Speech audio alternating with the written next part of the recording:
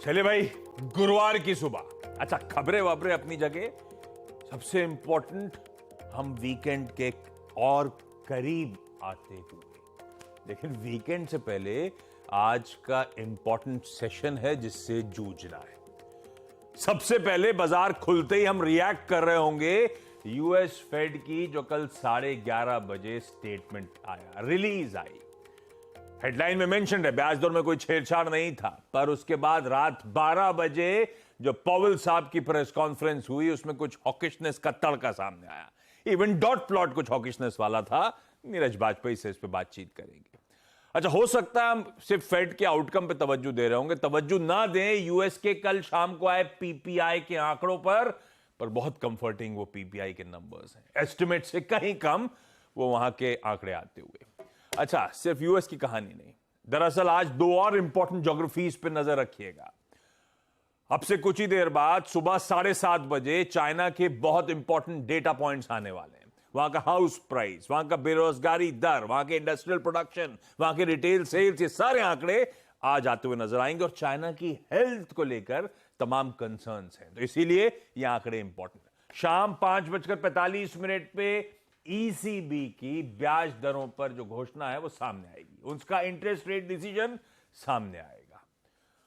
और US, China, eurozone अपनी जगह, अपने आप को मत भूलिएगा। हमारे लिए भी इंपॉर्टेंट आज वो साइक्लोन बिपरजॉय जो है, वो मार्केट के बाद शायद वो लैंडफॉल की तैयारी हो रही होगी, तो उसकी इंटेंसिटी रिडक्शन के कुछ इंडिकेशंस आए थे, पर उस साइक्लोन और उसके इंपैक्ट पर पैनी नजर।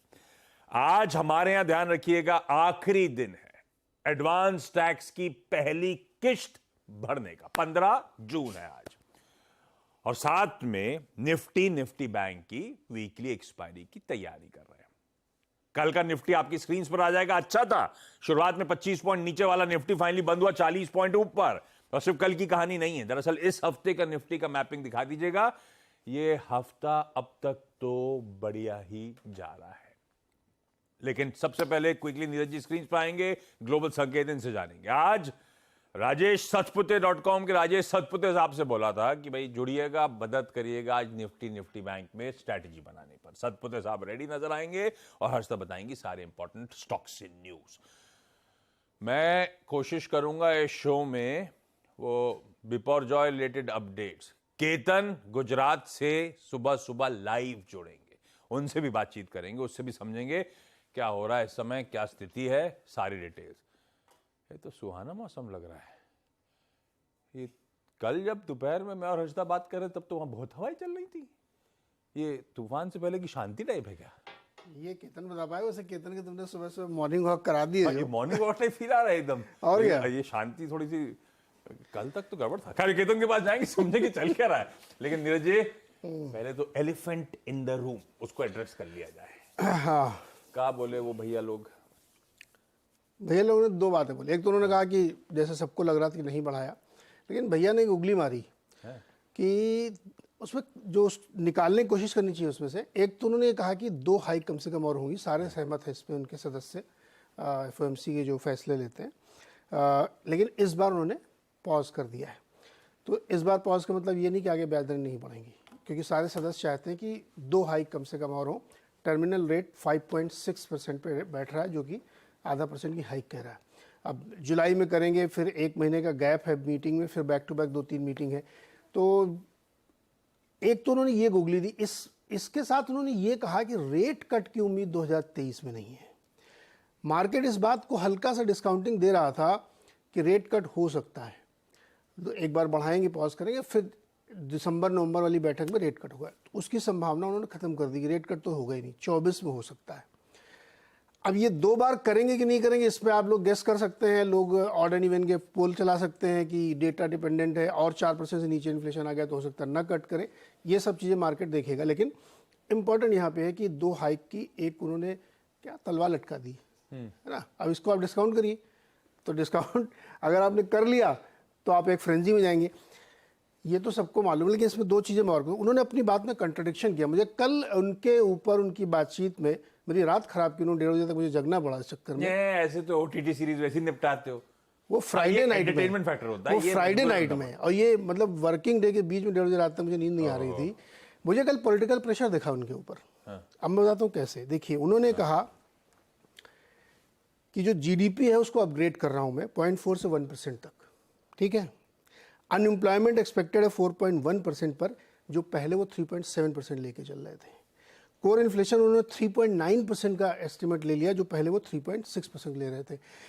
अब एक तरफ आप इकोनॉमी को इतना बूम बढ़ा रहे हैं, और दूसरी तरफ आप कह रहे हैं कि चीज़ें अब नॉर्मलाइज हो रही हैं, बढ़िया चल रहा है, और आप कह रहे हैं कि 5.6% पे हम पॉज ले रहे हैं। ये साफ दिख रहा था कि पॉलिटिकल प्रेशर में उन्होंने ऐसा किया है। मन नहीं कर रहा था, मन नहीं था, उनका मन नहीं था। उनके चेहरे से लग रहा था उनका मन नहीं था, ये हाइक मुझे कर लेने दो, लेकिन दबाव में उन्होंने नहीं किया है। और ये अब वो साथ में उन्होंने कहा कि अब 3 महीने का डेटा देख के हम लोग आप बेसिकली कह रहे थे वो एक हाइक चाह रहे हैं, वो एक चाह रहे थे, हर तरफ चीज वही कह रहे थे, लेकिन करा नहीं उन्होंने। सारे आप अपना क्यों अपग्रेड कर रहे हैं फिर, बताइए ना आप। अगर इकोनॉमी इस तरीके, देखिए रेट कट कभी भी महंगाई से जुड़ा नहीं होता, ये भ्रम है, वो ग्रोथ से जुड़ा होता है। अगर आपकी इकोनॉमी इतनी अच्छी ग्रो कर रही तो आप रेट कैसे नहीं काटोगे, या काट लोगे? आप बताओ ना मेरे को, इकोनॉमी बूम कर रही तो आपको रेट कट क्यों करना है? इसलिए मुझे लगता है कि मार्केट में चूंकि बहुत बहुत ज़्यादा तेज़ी का माहौल बना हुआ है, चुनाव है वहाँ पे, बाइडेन साहब के ऊपर इतना प्रेशर है, तो ये फैसला उसके तहत लिया गया। लेकिन चलती गरम गाड़ी है दोस्त, एक शो चलता था आवाज़ में बहुत पहले कि चल रही तो गाड़ी, अब तेजी है तो है, क्या कर सकते हो आप, ये सब बाद में देखा जाएगा। तो ये कहानी है भाई। पॉज आया, और जैसे कल कमाई का अड्डा में चर्चा हो रही थी, एक हॉकिश पॉज आया है। तो दरों में कोई छेड़छाड़ इस बार नहीं हुई है। अच्छा, पॉज नहीं है, यूएस में उसको कहते हैं स्किप किया। जब पॉज का टर्म लेते हैं तो बेसिकली होता है थोड़ी सी इलॉन्गेटेड पॉज की साइकिल, रुक गए। तो दरअसल फेड है स्किप्ड, ऐसी हेडलाइंस ग्लोबली आपको नजर आएंगी। ये कहानी है। सरप्राइज ये है कि वो जो डॉट प्लॉट है वो दिखा रहा है हॉकिशनेस का तड़का, और दिखा रहा है 5.6 तक का टर्मिनल। अभी हम खड़े 5-5.25% पे, यानी कि शायद 25 बेसिस पॉइंट्स के 2 हाइक और एक्सपेक्ट कर रहे हैं वहां पे एफओएमसी मेंबर्स। ये दिक्कत की बात। हालांकि उन्होंने स्पेसिफिकली अपनी कमेंट्री में कल कहा है जुलाई के लिए हम डेटा डिपेंडेंट है, ऐसा नहीं कि अभी पॉज कर दिया जुलाई में बढ़ा देंगे, डेटा डिपेंडेंट है, लेकिन वो पॉज थोड़ा सा हॉकिश है। हमारा भी पॉज वैसे आरबीआई का हॉकिश तड़के के साथ पॉज था इस बार वाला, जब उन्होंने एक्सपेक्टेशन से कम इन्फ्लेशन प्रोजेक्शंस रिड्यूस करे थे। बट अपने यहाँ जो है ना, अरे अपने, मैं तो ऐसे कह रहा, अपना तो पॉज पॉज ही है, अपना स्किप नहीं है, अपना पॉज है, लेकिन हॉकिश तड़का फेड का भी था। इस पॉज में भी कुछ दिक्कतें, और इसीलिए वो डाउ का इंटरडे चार्ट स्क्रीन पर आएगा। 60 पॉइंट के दबाव के साथ हम उस पॉलिसी के अनाउंसमेंट का इंतजार कर रहे थे। पॉलिसी अनाउंसमेंट हुआ, पिट गए, 430 पॉइंट गिर गए। उसके बाद कुछ संभले, 430 पॉइंट नीचे वाला 232 पॉइंट नीचे जाके बंद हुआ। लाल ही में था दिन भर, लेकिन इस तरह की वॉलेटिलिटी उस अनाउंसमेंट के बाद आती हुई नजर आई। चलिए, लेकिन आज के सेशन का अप्रोच समझ लिया जाए। सतपति साहब के पास जाऊं उससे पहले जरा एक काम करिएगा, कल का सेशन एक बार निफ्टी रख दीजिएगा। इनिशियल वीकनेस से हम लोग बहुत बढ़िया तरीके से उभरे थे कल के ट्रेडिंग सेशन में, और आपके सामने आएंगे एफआईआईज के बाद। परसों के बाद कल भी कैश में बढ़िया इंफ्यूजन एफआईआईज की तरफ से होता हुआ। परसों डाला था 1677 करोड़ रुपए, उसके ऊपर कल कैश मार्केट में 1714 करोड़ रुपए की खरीद। हां, डीआईएस की तरफ से 650 करोड़ रुपए की बिकवाली है, जबकि कई सारे डीआईएस कई सारे लार्ज ट्रेड में पार्टिसिपेट कर रहे थे, उसके बावजूद बिकवाली काम करा है। खैर, ये तो कैश मार्केट की कहानी। इंडेक्स फ्यूचर्स में कल फुप्पा ने 750 करोड़ रुपए की खरीदारी करी, और लार्जली वो निफ्टी फ्यूचर्स में 900 करोड़ रुपए की बाइंग। निफ्टी बैंक में तो खैर 150 करोड़ रुपए के आसपास की बिकवाली है। और इसके एक प्लेट आगे चलिएगा, कल इंडेक्स फ्यूचर्स में 11,200 कॉन्ट्रैक्ट्स लॉन्ग करे गए, फ्रेश लॉन्ग्स ऐड करे गए सिस्टम में। 3,000 करोड़ कॉन्ट्रैक्ट्स के आसपास के शॉर्ट्स ऐड हुए हैं। लेकिन अब हुआ क्या कल के इस डेटा से, जो ये फ्रेश लॉन्ग्स ऐड हुए हैं, नेट लॉन्ग्स एफआईआईज के इंडेक्स पे 51.4% से बढ़कर 53.8, ऑलमोस्ट 54% पे आके खड़े हुए नजर आएंगे। और एक काम करिएगा, वो पिरामिड्स रख दीजिएगा स्क्रीन पे। कल एक मिनट इंट्राडे चार्ट एक बार फिर से दिखाइएगा। कल क्या हुआ था, 18,700 के जोन्स पर इंट्राडे में हमने सपोर्ट लिया। कल का लो क्या था, 690 के आसपास का। ये वो सर है जो अब तक रेजिस्टेंस के तौर पे एक्ट कर रहा था, और कल उसी जोन्स पे हमने सपोर्ट लिया है। और इसी लेवल्स के आसपास 18,700 पे कल बहुत स्ट्रांग पुट राइटिंग आंकड़ा है। वो जो अब ये बार जो दिख रहे हैं आपको 18 बहुत क्लियर नहीं है, जूम कर सकते हो तो प्लीज करिएगा। 18,700 पर बहुत स्ट्रांग सपोर्ट अब शायद होपफुली कल के उस तरह की एग्रेसिव पुट राइटिंग के बाद नजर आ रहा है और क्लियरली विजिबल है। रेजिस्टेंस जो है वो शिफ्ट होता हुआ नजर आ रहा है 18,900 के आसपास। वहां पे कल तगड़ा ओआई एडिशन हुआ है। तो ये कहानी है 18,700 नीचे की तरफ, 18,900 पे तगड़ा एडिशन। वो दायरा थोड़ा सा ऊपर की तरफ सरकता हुआ आपको बढ़िया तरीके से नजर आएगा और 18,900 फिर वो जोन हो गया जो रिकॉर्ड हाइस के आसपास है। तो रिकॉर्ड हाइस के आसपास बाजार का बिहेवियर कैसा रहेगा उसको गॉज करने की जरूरत। लेकिन सतपुर साहब, निफ्टी बैंक का अप्रोच क्या रखें? Morning Ashish ji, morning everyone. Ashish ji, आपने बिल्कुल सही कहा। आपने जिस लेवल का जिक्र किया 18,700, उसी लेवल को हम लोग कीनली वॉच कर रहे हैं। अगर आप प्योर निफ्टी का टेक्निकल सेटअप देखें तो technically it's a rising channel और चैनल का जो रेजिस्टेंस बनता है वो बनता है करीबन 19,050। तो हम जो सोच रहे कि क्या निफ्टी इस टाइम 18,880 18,890 का जो इसका अर्लियर हाई है, क्या इसको निकालेगा? तो yes, the probability, the chances are very high, क्योंकि बाजार और निफ्टी दोनों साइडवेज है और जब बाजार हेवी हो जाता है और साइडवेज चला जाता है तो टेक्निकल इंडिकेटर्स कूल ऑफ होते हैं। तो कूल ऑफ होने के बाद फिर से रैली को रिज्यूम करते हैं कि इसका जो प्राइमरी ट्रेंड है वो अप है। तो मैं भी मानता हूं कि निफ्टी इज अ बाय। अगर आप प्योर टेक्निकली बात करें तो 18,700 जो जिस लेवल का आपने जिक्र किया वो एक अच्छा बाइंग लेवल होगा। 18,650 का सपोर्ट हमें रखना है और जो रिसेंट हाई था करीबन 18,880 18,890 के बीच में, वो एक पहला टारगेट होगा। लेकिन चांसेस है कि निफ्टी 19,040 19,050 तक को दस्तक दे, नया हाई बनाए। अच्छा, निफ्टी बैंक सतपुते साहब। हाँ जी आशीष जी। निफ्टी बैंक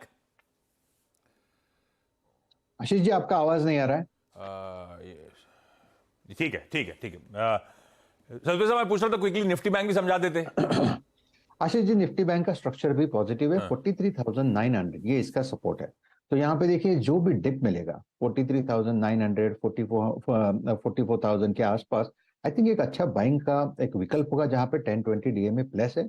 आपको स्टॉप लॉस रखना है 43,700 का और सामने टारगेट सेट करे करीबन 44,450 44,500। तो मुझे लगता है यहाँ पे बैंक निफ्टी एक रिवर्सल दे तो बैंक निफ्टी में शॉर्ट नहीं करने की सलाह हम लोगों को दे रहे, क्योंकि निफ्टी एक बार लीड लेता है तो कभी बैंक निफ्टी लीड लेता है। ये है निफ्टी बैंक का अप्रोच। अच्छा, इस बीच चाइना से इंटरेस्टिंग, हम लोग डेटा की बात कर रहे थे, आ गया पीपल्स बैंक ऑफ चाइना, यानी कि चाइना के सेंट्रल बैंक ने एमएलएफ पे मीडियम टर्म लेंडिंग फैसिलिटी जो है उस पर दरें घटा दी है।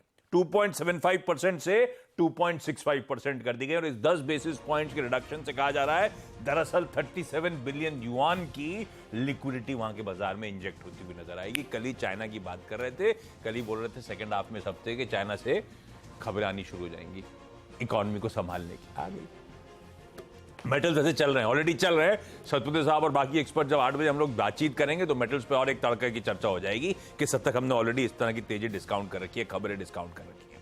मैं क्विकली हर्षदा के पास जा रहा हूं आज के इंपॉर्टेंट स्टॉक्स इन न्यूज जानने। Harshada, good morning. Good morning Ashish. तो एक तो मेटल्स डेफिनेटली रेडार पर रहेंगे। कल भी इस रेट कट के उम्मीद में हमने देखा था तेजी, तो आज एक फॉलो थ्रू देखने के पूरे आसार। लेकिन आज की जो बड़ी खबर है वो दरअसल एक्सिस बैंक की तरफ से आती हुई दिखाई दे रही है। बेन कैपिटल लगभग $267 मिलियन तक का स्टेक सेल करता हुआ दिखाई देगा। जो ब्लॉक डील की प्राइसिंग तय की गई है 964 रुपए से 977 रुपए 70 पैसे के बीच आकी जा रही है, यानी कि कल की क्लोज से करीब 1-1.5% तक का डिस्काउंट मिलता हुआ दिखाई देगा। कल स्टॉक में थोड़ा सा ओवरहैंग था, दबाव के साथ कारोबार कर रहा था और यही वजह हो सकती है। बेन कैपिटल करीब 0.7% हिस्सा अपना बेचता हुआ दिखाई देगा। इस समय इनकी होल्डिंग करीब 1.3% के आसपास है, तो रफली 50% तक की वो होल्डिंग मार्केट में बिकने के लिए आ रही है। तो ये फिलहाल एक बड़ी डेवलपमेंट जिस पर सबसे पहले आज एक्सिस बैंक पर ही ट्रेड खुलने के साथ ही नजरें बनी रहेंगी। दूसरी तरफ एचडीएफसी बैंक और एचडीएफसी जिस तरह की डेवलपमेंट आ रही है कि म्यूचुअल फंड के एक्सपोजर नियमों में कोई राहत नहीं आएगी। इनफैक्ट सोर्स बेस्ड इंफॉर्मेशन है कि सभी कोई भी रिलैक्सेशन देने को दरअसल तैयार नहीं है और केस टू केस आधार पर रफली 30 दिनों का यहाँ पर एक्सटेंशन संभव होने की उम्मीद थी, लेकिन फिलहाल जो सूत्रों से जो रिपोर्ट्स आ रही है सामने कि कोई राहत मिलती हुई नहीं दिखाई देगी। तो देखते हैं आज स्टॉक्स कैसे पेयर करते हैं। लार्जली हमने देखा है ये मर्जर से पहले बहुत ही साइडवेज हो चुके हैं काउंटर्स। तो ये एक डेवलपमेंट दोनों के लिए। भेल रेडार पर रखिएगा। कल दरअसल 14 जून को भेल और टीटागढ़ रेल सिस्टम्स ने एक कॉन्ट्रैक्ट साइन किया है और इस कॉन्ट्रैक्ट के तहत करीब 80 fully assembled Vande Bharat sleeper trains जो करीब 2029 तक डिलीवर करनी है, उनकी मैन्युफैक्चरिंग होती हुई दिखाई देगी। इसके मेंटेनेंस का भी कॉन्ट्रैक्ट अगले 35 सालों के लिए दरअसल साइन किया है दोनों एंटिटीज ने और 24,000 करोड़ का दरअसल ये ऑर्डर है। तो ये इनफैक्ट एक बड़ी डेवलपमेंट आती हुई सामने है। बीएसई, कल हम बात भी कर रहे थे कि बीएसई ने करीब 47 लाख सीडीएसएल के शेयर्स बेचे। इनफैक्ट सीडीएसएल के लिए ज्यादा इंपॉर्टेंट है। 985 रुपीज 98 पैसे पर ये दरअसल डील होती हुई दिखाई दी। एनएससी की तरफ से अपडेट आया था, तो वो स्टॉक आज फिर रेडार पर रहेगा, कल तो था ही। अच्छा, एक मैं डेटा पॉइंट पढ़ रही थी जो कॉमर्स मिनिस्ट्री ने शेयर किया है लार्जली सी फूड एक्सपोर्ट्स को लेकर। तो कॉमर्स मिनिस्ट्री बेसिकली FY23 का डेटा कह रही है कि ऑल टाइम हाई पर सी फूड एक्सपोर्ट आया और इस समय फ्रोजन श्रिम्प भारत का सबसे बड़ा एक्सपोर्ट होने वाला प्रोडक्ट है सी फूड कैटेगरी में। तो इसका कुछ रब ऑफ इफेक्ट अवंती और दूसरे प्लेयर्स पर आता हुआ दिखाई दे सकता है। सेंटिमेंटली आपको इसे देखना है क्योंकि ये बैकडेटेड इंफॉर्मेशन है। केफिन टेक्नोलॉजीज ने, आपको याद होगा, आवेदन दिया था कि एनएसडीएल के साथ एक डिपॉजिटरी पार्टिसिपेंट बनना चाहते हैं। उस एप्लीकेशन को इन्होंने कर लिया है विड्रॉ, तो वो एक थोड़ी सी ओवरहैंग रह सकता है। और कई सारी ब्लॉक डील्स हुई हैं। लार्ज ट्रेड में आवास फाइनेंसियर्स की तरफ से अपडेट आया कि स्मॉल कैप वर्ल्ड फंड ने करीब 12 या 13 लाख शेयर बेचे हैं। ऑफ कोर्स वी मार्ट में कल बड़ा सौदा होता हुआ दिखाई दिया था। तो ये सारे स्टॉक्स आगे डिटेल में डिस्कस करेंगे। बिल्कुल ठीक है। एक्सिस बैंक रडार पे। और भेल का एक बात ध्यान रखिएगा, 80 वंदे भारत ट्रेन के ऑर्डर पे हम ऑलरेडी रिएक्ट कर चुके हैं। ये सिर्फ ऑफिशियल मेरे ख्याल से साइनिंग हुई है। दोनों टीटागढ़ और ये जीत चुके थे, ये L2 थे उस टाइम पे बिडर्स के तौर पे। खैर साइन हुआ है तो फिर रडार पे आ जाएगा ये स्टॉक। एक काम करूं, मैं इवेंट कैलेंडर की जगह पहले सीधे चलता हूं गुजरात, और केतन वहां से रेडी है। जरा केतन को स्क्रीन पे दिखाइएगा।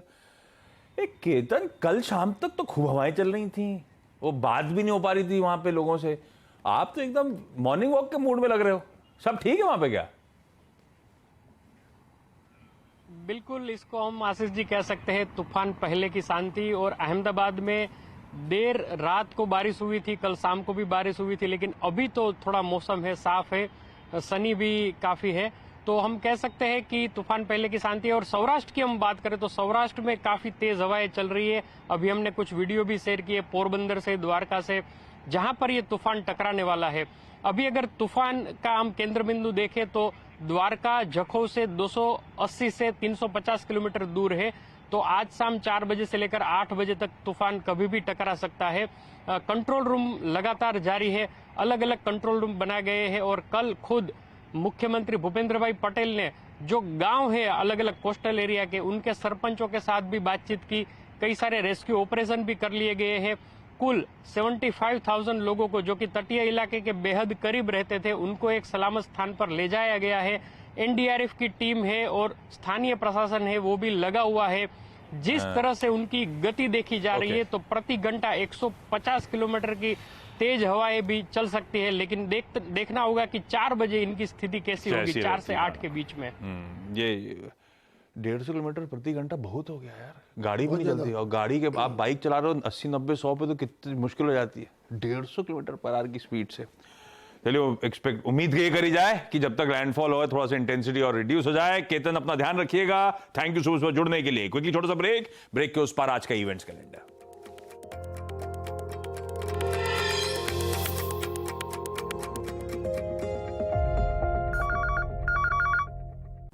चलिए भाई, ब्रेक के बाद आपका स्वागत है आज के इवेंट्स कैलेंडर। अच्छा, हम लोग बिपौर जॉय की बात कर रहे हैं। पता है नाम कहां से आया था? बांग्ला नाम है, बांग्लादेश ने डिसाइड किया था। और बिपौर जॉय का मतलब होता है डिजास्टर, विपत्ति। अगला तूफान का मैंने कैलकुलेशन करके नाम निकाल लिया। क्या? तेज। असल में इंडिया की बारी है, हमने डिसाइड कर रखा है जो नाम अगला सीक्वेंस में है वो तेज है, जो भी अब साइक्लोन आएगा उसका नाम तेज होगा। रिकॉर्ड डेट्स में इंपॉर्टेंट है important ex date record date आजकल एक ही हो गई है, T+1 सेटलमेंट में चले गए हैं कई सारों में। तो TCS के फाइनल डिविडेंड की रिकॉर्ड डेट एक्स डेट आज है, 24 रुपए का एडजस्टमेंट होगा। निफ्टी का स्टॉक है इसीलिए मेंशन कर रहा हूं। आज एक सेल पॉइंट नाम की कंपनी का IPO खुलेगा, आज खुलेगा, ट्यूसडे को बंद होगा।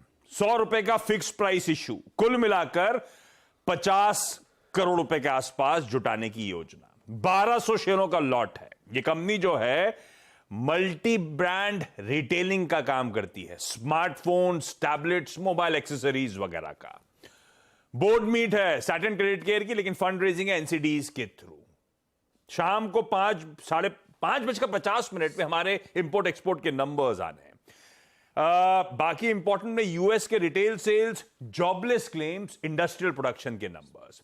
गो फर्स्ट के NCLT में एक लेसर की सुनवाई है, तो Go First Delhi bench of NCLT वो सुनवाई करेगा। जी को रडार पर रखिएगा। पुनीत गोयनका साहब, सुभाष चंद्रा साहब, वो सेबी के डायरेक्शंस के अगेंस्ट में सैट मूव कर गए थे। आज सैट में वो मैटर की सुनवाई होनी है। और मूवी के आज थर्सडे है, अंग्रेजी मूवी रिलीज होने आएगी, द फ्लैश। इंग्लिश एक्शन है, अच्छी होगी शायद। मैं को लगता है ब्रेक ले लिया जाए। SGX निफ्टी के साथ छोड़े जा रहा हूं 25 पॉइंट के हल्के दबाव के साथ। एक्सपायरी के दिन की हम करेंगे शुरुआत। ब्रेक के उस पार सीधा सौदा। नमस्कार।